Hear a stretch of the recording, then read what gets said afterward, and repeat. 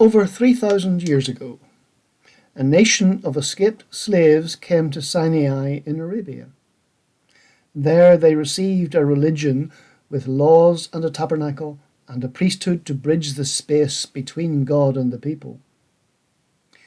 If the message of the gospel that is preached today is of salvation by faith in and obedience to Jesus, surely there is no benefit in trying to understand the role of the priests of Sinai.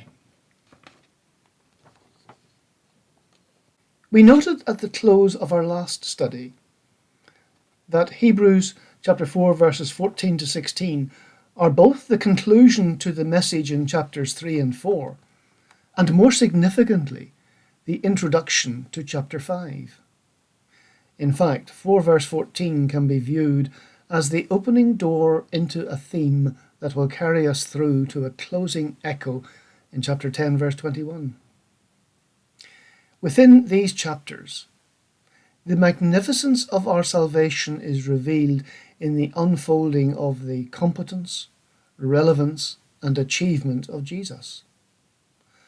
The first revelation that should attract our attention is that chapter 4 verse 14 presents Jesus as a great high priest.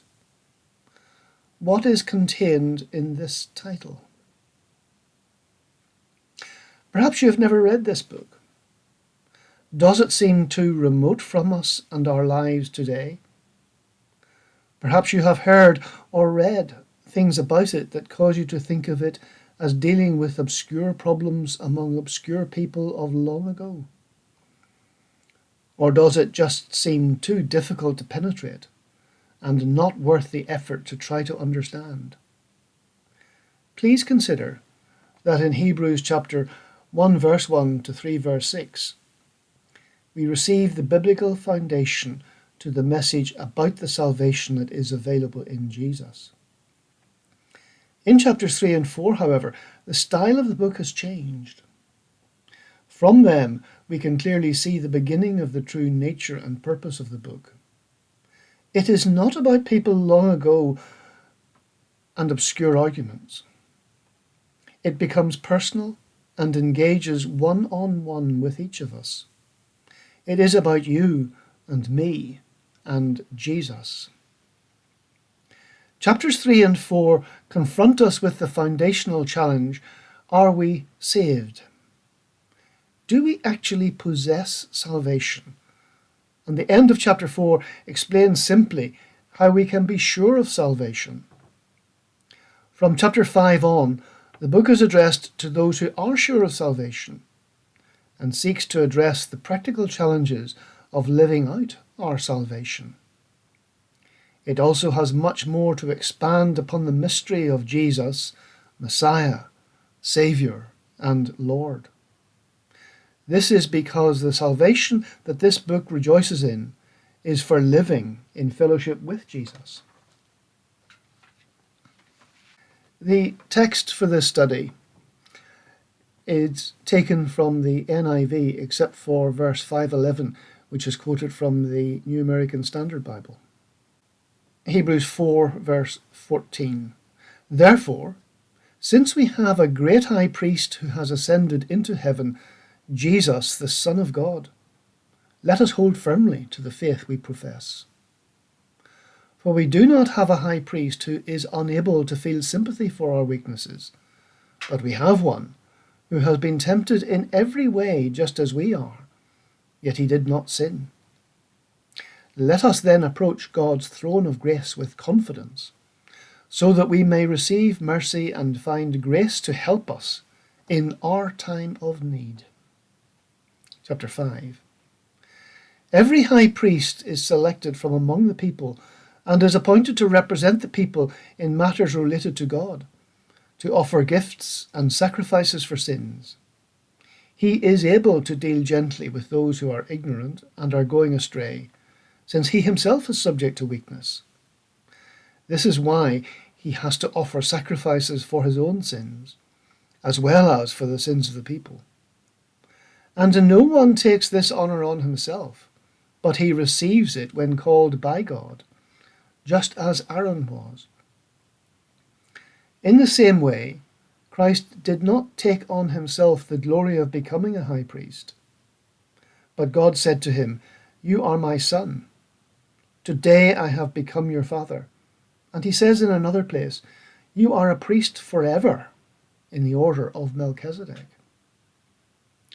During the days of Jesus' life on earth, he offered up prayers and petitions with fervent cries and tears to the one who could save him from death, and he was heard because of his reverent submission. Son though he was, he learned obedience from what he suffered. And once made perfect, he became a source of eternal salvation for all who obey him, and was designated by God to be high priest in the order of Melchizedek.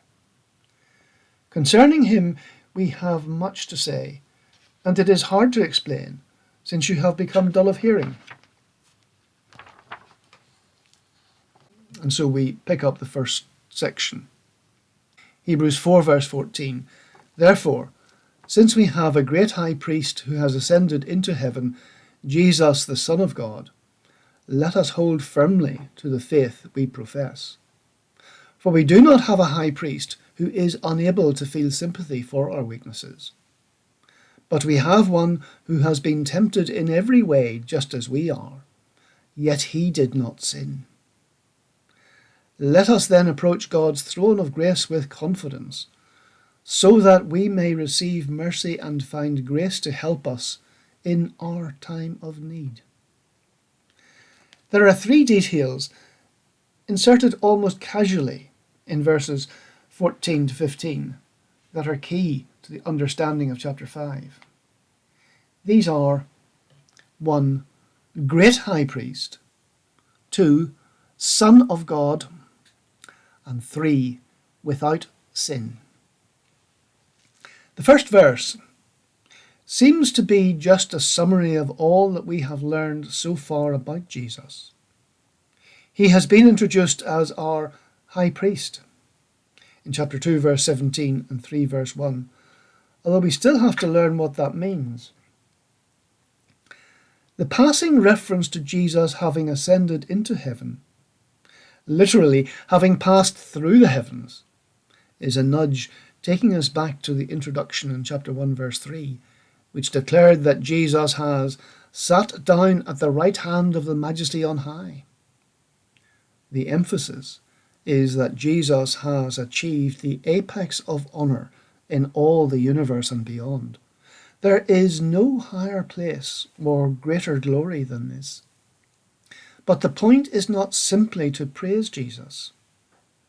It is to thrust before us the amazing stature of the person that the book is about to explain as our high priest.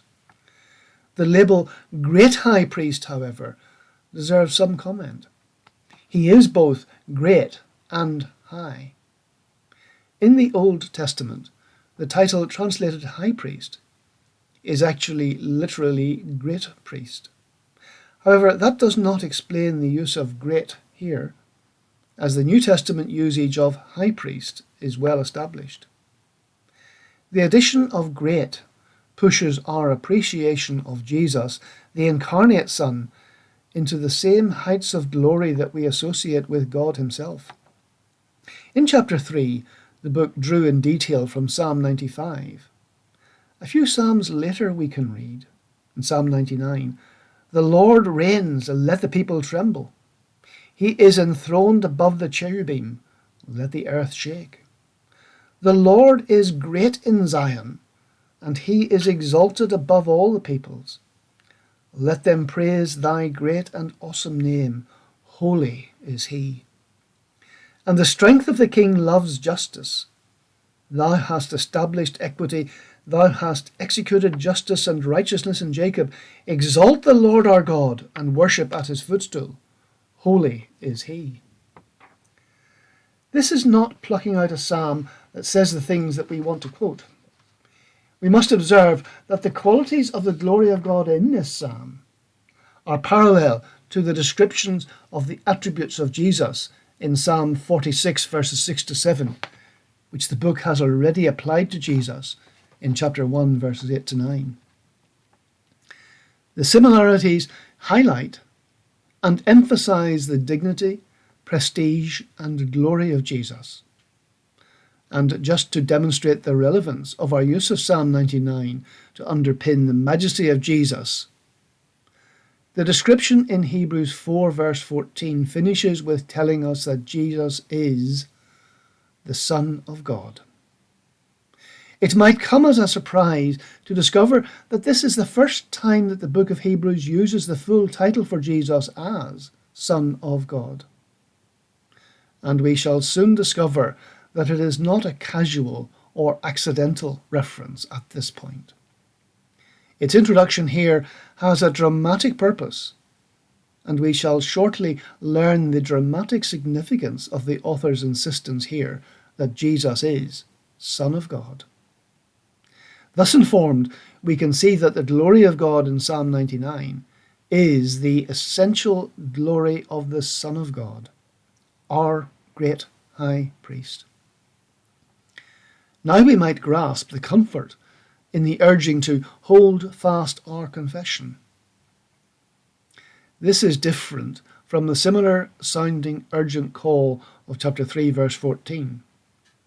There the concern is to follow through from the initial arousal of interest in salvation to make the acquisition of it secure.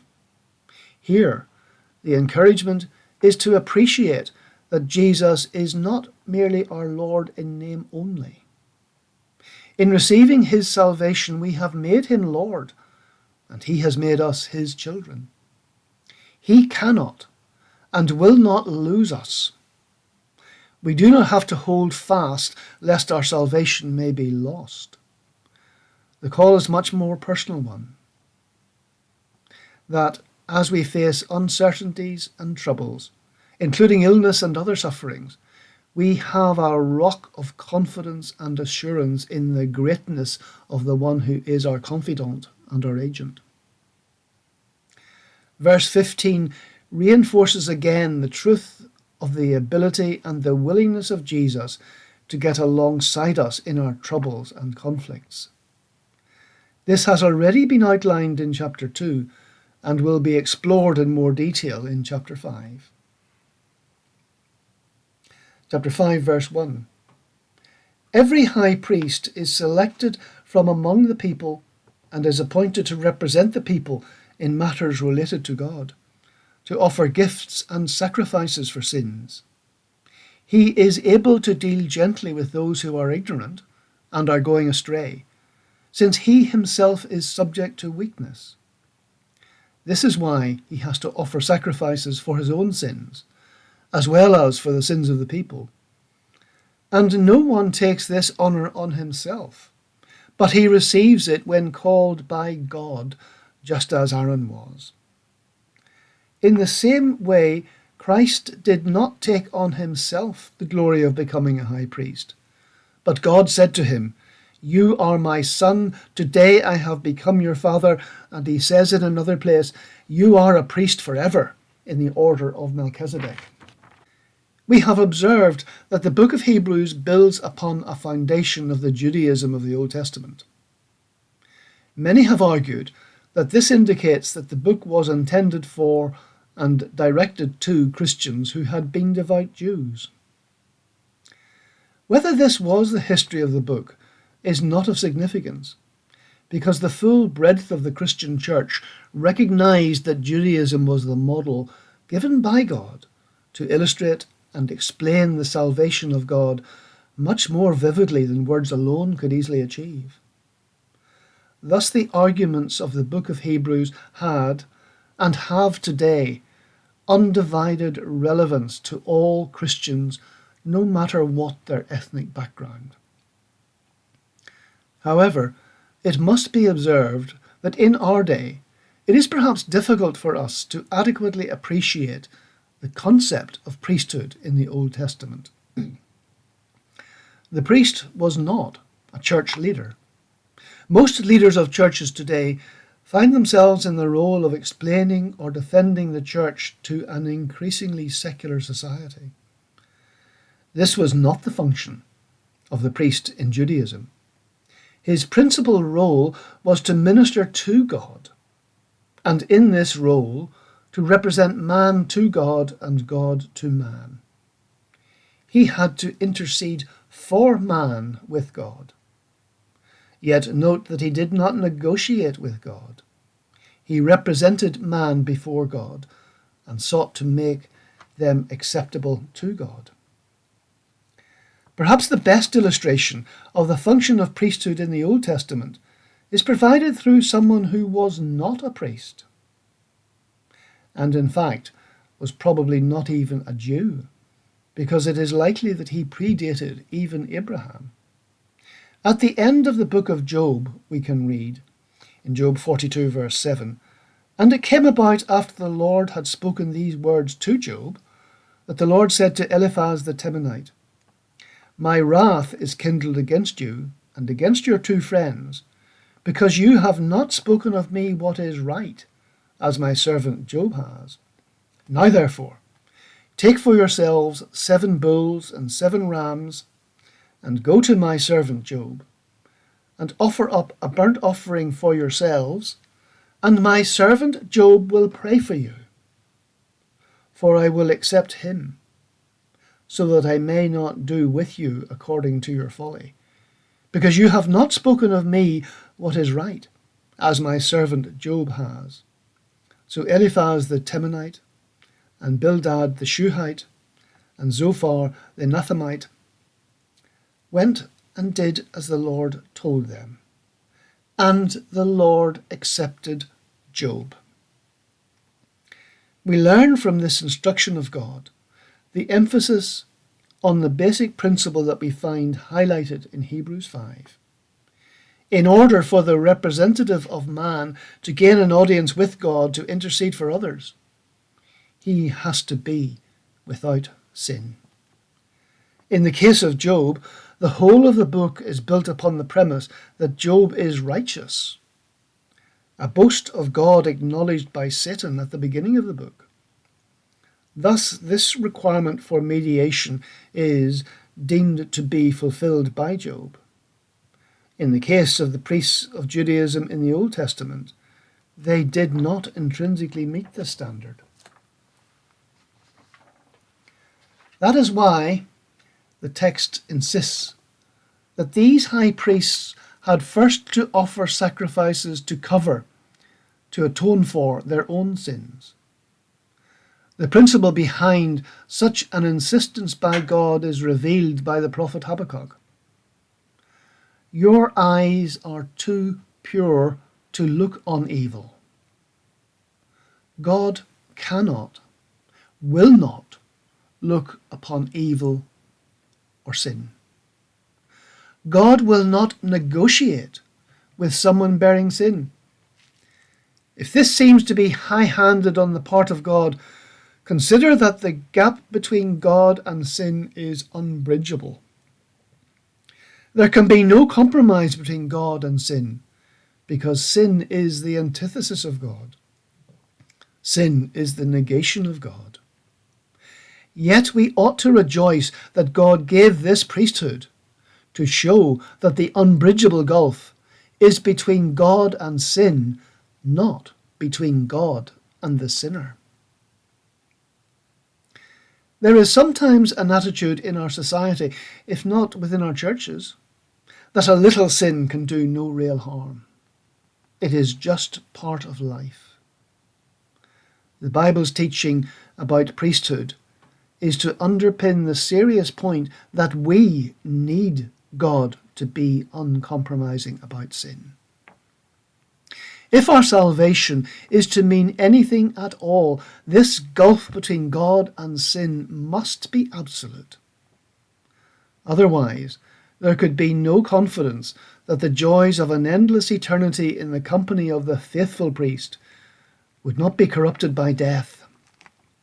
In a terrifying application of what was vividly and visually beautifully depicted in a well-known 17th century painting by Nicolas Poussin, entitled Et in Arcadia Ego. The painting is of shepherds gathered around a tomb. A loose translation of the title is Even in Paradise, Arcadia, Aye. death, am. Where sin exists, no matter how minimal, death coexists.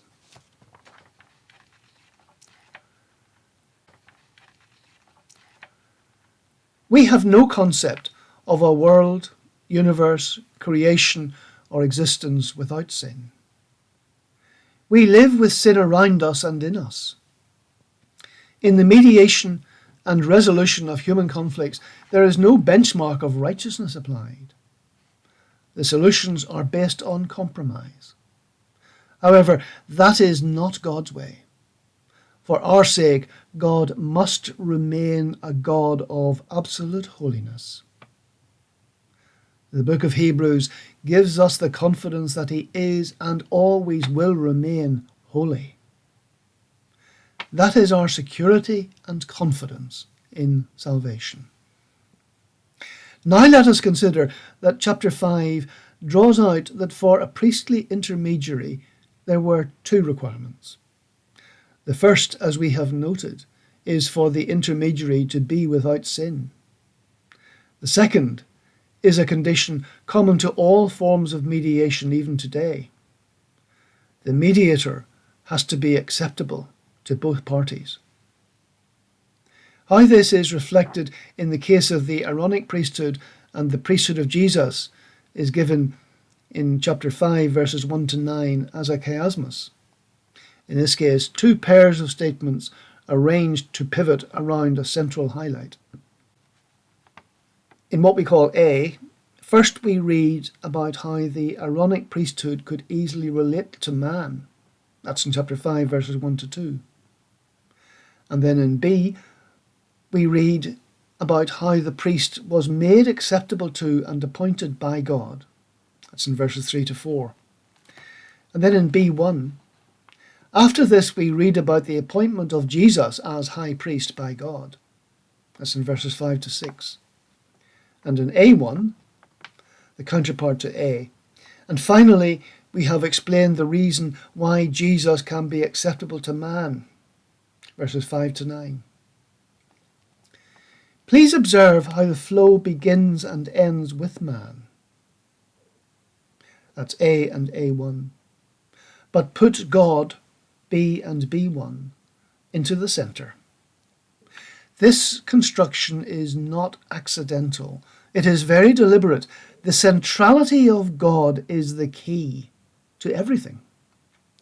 The one who revealed himself to Moses in Exodus 3 verse 14 as, I am who I am, shows that he is the essence of all, as Genesis 1 verse 1 had already told us. In the beginning, God. This construction, however, highlights something else. Each pair of comments begins with the aspect that is easiest for the priest to perform.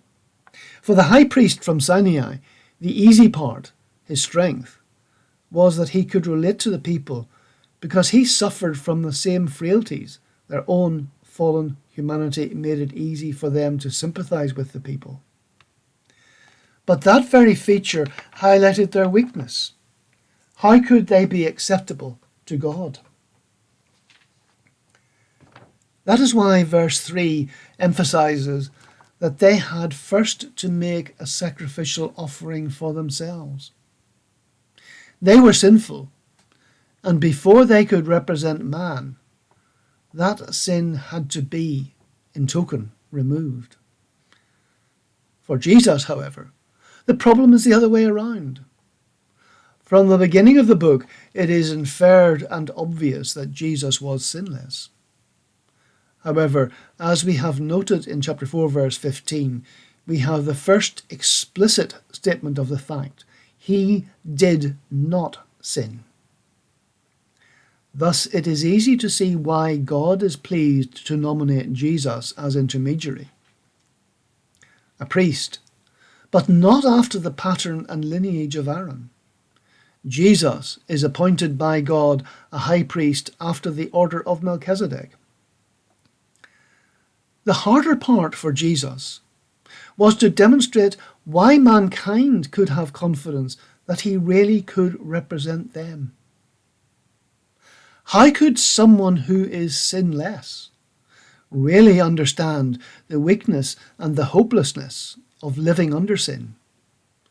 Thus, verses 7 to 9, which we need now to consider in detail, take great care to demonstrate that in spite of being the sinless Son of God, man can have full confidence in his ability to come alongside us. So Hebrews chapter 5 verse 7.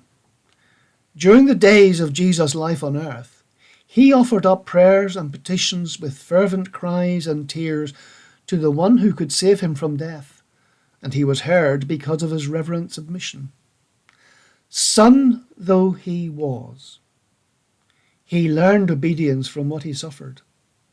And once made perfect, he became the source of eternal salvation for all who obey him, and was designated by God to be high priest in the order of Melchizedek. What then about Jesus?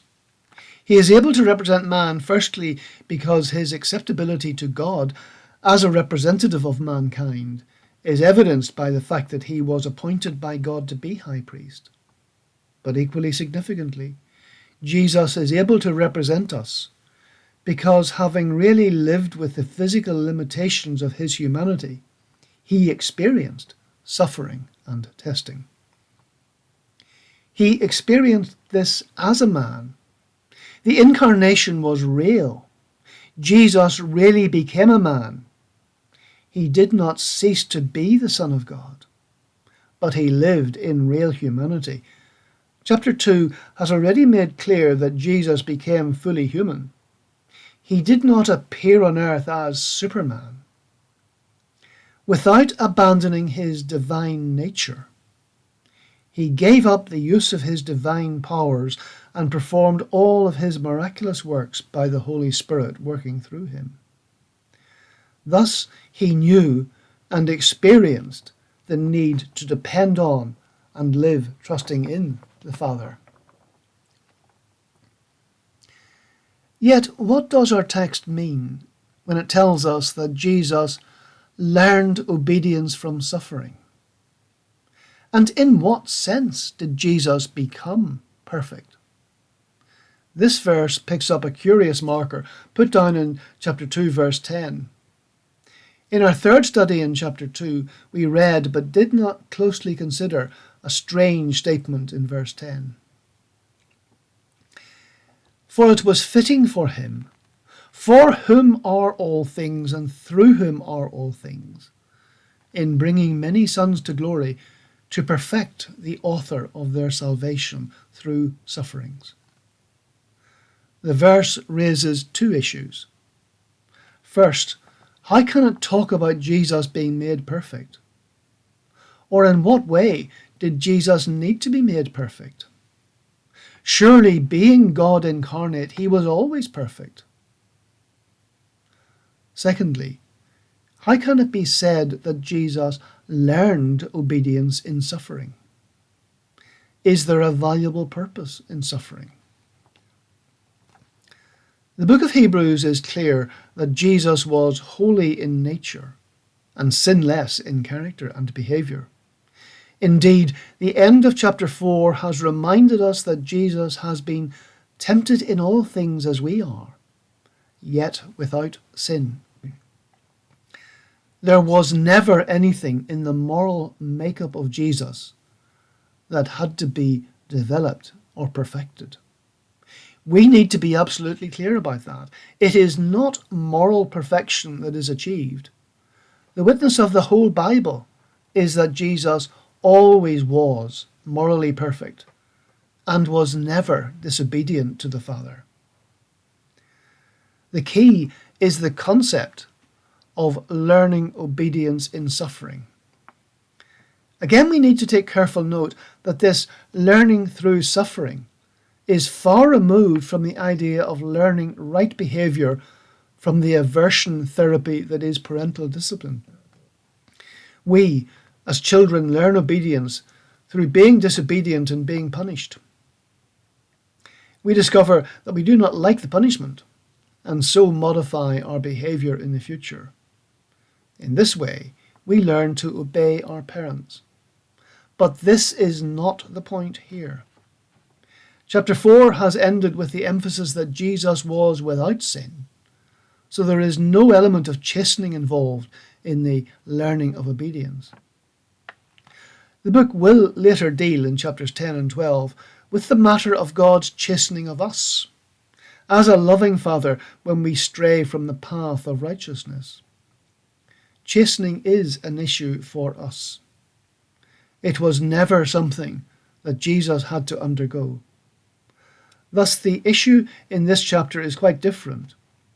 It is about the relationship between suffering and the obedience that reflects confidence in God. Jesus, the incarnate Son of God, was always obedient to the Father. He lived with an attitude of obedience.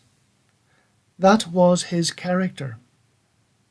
But in two regards, the attitude of obedience needed to be perfected by performance. First, we might note that until obedience is tested and proved in adversity, it remains only a principle of character. Put another way, the obedience is potential rather than actual. And the full strength of obedience can only be demonstrated in adversity. Thus, suffering proves the reality of the attitude of obedience. The second point to consider is what suffering adds to obedience. We can go back to the phrase that concluded chapter 4. From God, identified in 4:16 as the throne of grace, comes grace to help in time of need. It is easy to rejoice if God gives us abundant and tangible blessings. Yet often we do not really learn anything about the hidden depths and resources in God from such blessings. It is rather in suffering, in adversity, when things seem not to be working out, or worse, when they seem to be falling apart around us, that we really discover the riches of God's grace.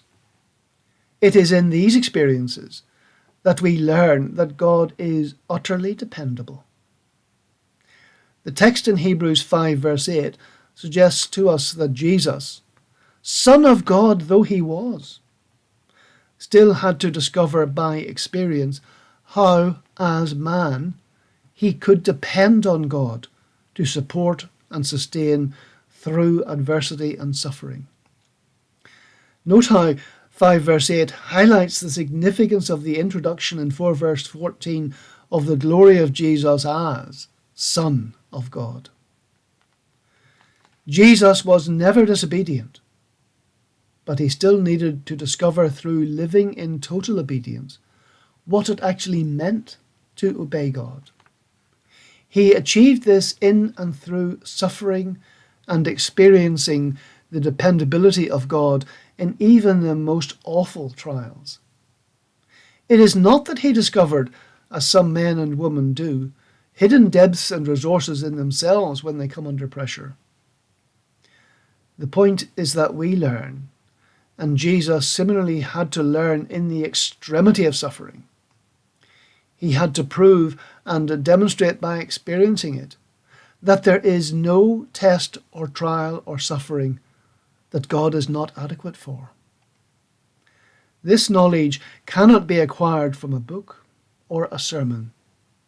It must be learned in living practice. Jesus did just that. And because he never was obedient to the Father, he was able to learn obedience to the ultimate.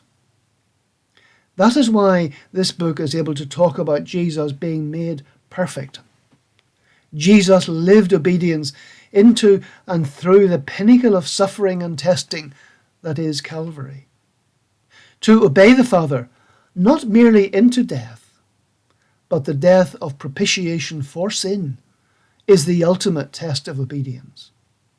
It is the ultimate, because there can never be any other greater demand on obedience than that. not now or throughout eternity. He has already endured the absolute and has not been found wanting. That is why God is able to trust Jesus with all the plans and designs for eternity. He, as man, has lived obedience unto perfection. Thus Jesus has the credentials to be high priest. God is satisfied with him and will always remain so. It also shows why we can approve of him as our representative. The concept of perfection also embodies the emphatic proof that Jesus is the perfect mediator for us with God. He really has suffered the kind of things that beset us, though from different causes. We can draw a comparison with the Old Testament example of Job. Job suffered all of the afflictions that are the consequences of sin, which completely misled his companions to conclude that Job must be the world's foremost sinner. Yet in the book, God affirms Job's righteousness. Job knew from experience the suffering that flows from sin, but without meriting it. It is even more so with Jesus. Every agony that sin begets, Jesus experienced, even though he was the sinless Son of God. As Isaiah put it in chapter 53, verse 4, "Yet we esteemed him stricken, struck by God, and afflicted." Because of all that he experienced and suffered, he is the only one who can carry our pains and our sin. He is our perfect intermediary, high priest, and he is our comfort. That is why we have the call to hold firmly to him in verse 14 of chapter 4. So we come to chapter 5, verse 10. "And was designated by God to be high priest in the order of Melchizedek." At the conclusion to both verses 6 and 10, Jesus is described as a high priest according to the order of Melchizedek. Jesus is not just another priest. The title priest or high priest is neither a courtesy title nor an outdated label or concept without relevance to our modern age. The explanation of the high priesthood of Jesus in this chapter is not just theology. It is the necessary preparation for the heart of the book, the revelation of how Jesus, as our high priest, performed the reality of what the Old Testament's Day of Atonement rituals promised and to which they pointed forward. This is what Calvary was about. But though as our great high priest he entered into death, he lives forever as our representative and mediator of our relationship with God. His death was an event in his life, not the termination of it. This revelation and exposition is contained in chapters 8 to 10. So it is needful for us to take seriously the qualifications of Jesus for such a role and function. As noted, we shall discover in more detail how Jesus achieved to perfection what the priests of the Old Testament pictured in the Day of Atonement rituals. Yet, as chapter 7 will explore, Jesus could never have been a priest in the Aaronic line because he came from a different tribe. Therefore, we should consider the insistence here that Jesus is high priest according to the order of Melchizedek. This is a deliberate identification of Jesus as the Messiah described in Psalm 110. In that psalm, the priesthood of the Messiah, King Priest, is eternal.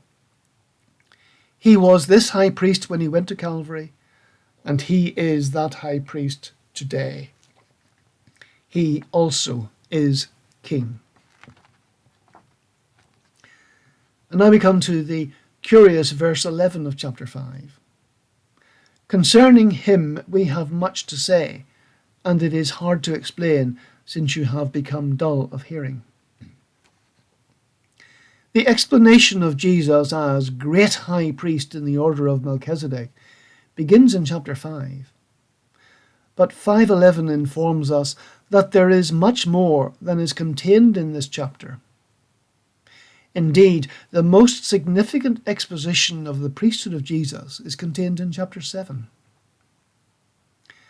Before that can be given to us, we need to meet head-on a problem that seems to have existed since the beginning of the church age: the attitude that the salvation described in this book is simply an escape from the judgment of God.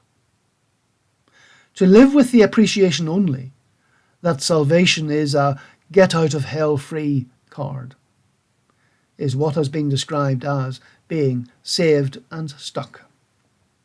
In our next study, we shall find the book's encouragement that our salvation is so much more than that.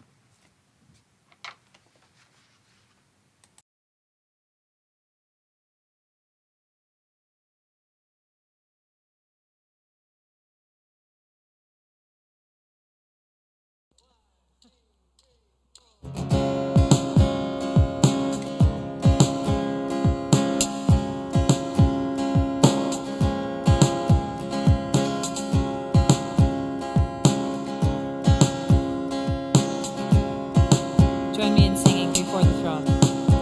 Before the throne of God above, I have a strong and perfect plea, a great high priest whose name is love, whoever lives and pleads for me. My name is graven on his hands, my name is written on his heart. I know that while in heaven he stands, no tongue can bid me thence depart.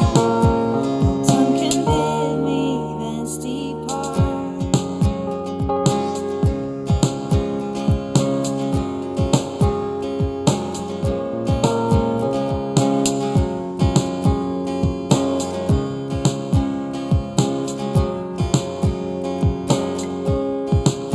When Satan tempts me to despair and tells me of the guilt within, upward I look and see him there, who made an end of all my sin.